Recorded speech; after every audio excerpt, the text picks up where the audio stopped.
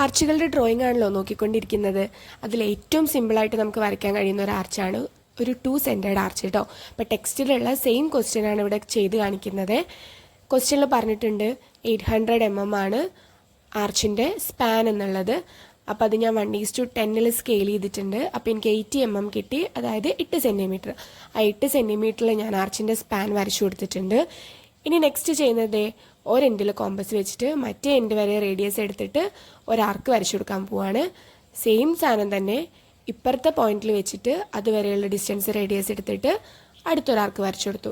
അപ്പോൾ നമുക്കറിയാമല്ലോ ഈ 2 ആർക്കുകളും നമ്മൾ എന്ത് ചെയ്തിട്ടുണ്ട്, ഒരു പോയിന്റിൽ മീറ്റ് ചെയ്യും. അപ്പോൾ ഇതാണ് നമ്മുടെ ഇൻട്രാഡോസ് എന്ന് പറയുന്ന ഭാഗം. എക്സ്ട്രാ വന്ന പോർഷൻ ഞാൻ മായ്ച്ചു കൊടുത്തിട്ടുണ്ട് കേട്ടോ.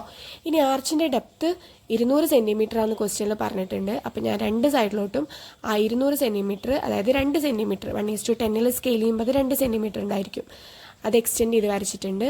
ഇനി സെയിം പ്രോസസ്സ് ഇതേ ഈ പോയിന്റിൽ കുത്തിയിട്ട് നമ്മൾ എന്ത് ചെയ്യുന്നു, ആ 200 കൂടെ കൂട്ടിയെടുത്തിട്ട് നെക്സ്റ്റ് ഒരു ആർക്ക് ഓപ്പോസിറ്റ് സൈഡിൽ വരച്ചു കൊടുക്കുന്നു. ഇത് ആർച്ചിൻ്റെ എക്സ്ട്രാഡോസ് ആയിരിക്കും. അതേ പ്രോസസ്സ് വീണ്ടും റിപ്പീറ്റ് ചെയ്യുന്നു ഓപ്പോസിറ്റ് സൈഡിൽ നിന്ന് കേട്ടോ.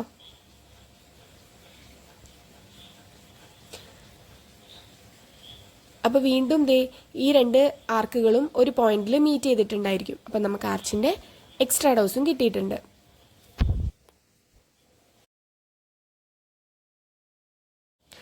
ഇനി നമുക്ക് വൗസിയേഴ്സ് വരച്ചു കൊടുക്കാം. അപ്പോൾ എക്സ്ട്രാഡോസിലുള്ള വൗസിയറിൻ്റെ വിഡ്ത്ത് 100 mm എന്ന് പറഞ്ഞിട്ടുണ്ട്. അപ്പോൾ അതിന് നമ്മൾ സ്കെയിൽ ചെയ്യുമ്പോൾ നമുക്ക് 10 mm കിട്ടും.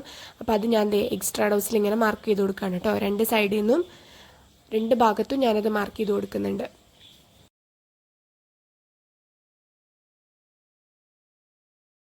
ഇനി ഇതിലും വൗസിയേഴ്സ് വരയ്ക്കുമ്പോൾ ശ്രദ്ധിക്കേണ്ടത് ഓപ്പോസിറ്റ് സെൻറ്ററിലോട്ട് വരുന്ന രീതിക്ക് വേണം നമ്മൾ വരയ്ക്കാൻ കേട്ടോ.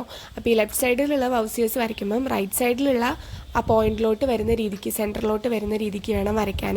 അപ്പോഴേ അത് കറക്റ്റ് എന്ത് ചെയ്യുള്ളൂ, റൊട്ടേറ്റ് ചെയ്ത് വരത്തുള്ളൂ.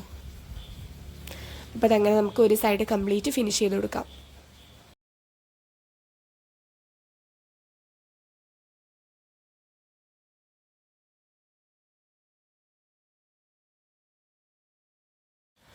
ഇനി അടുത്ത സൈഡിലും ഇതുപോലെ തന്നെ അതിന് ഓപ്പോസിറ്റ് ആയിട്ട് വരുന്ന സെൻറ്ററിലോട്ട് വരുന്ന രീതിക്ക് നമ്മൾ വൗസിയേഴ്സ് വരച്ചു കൊടുക്കുകയാണ് കേട്ടോ.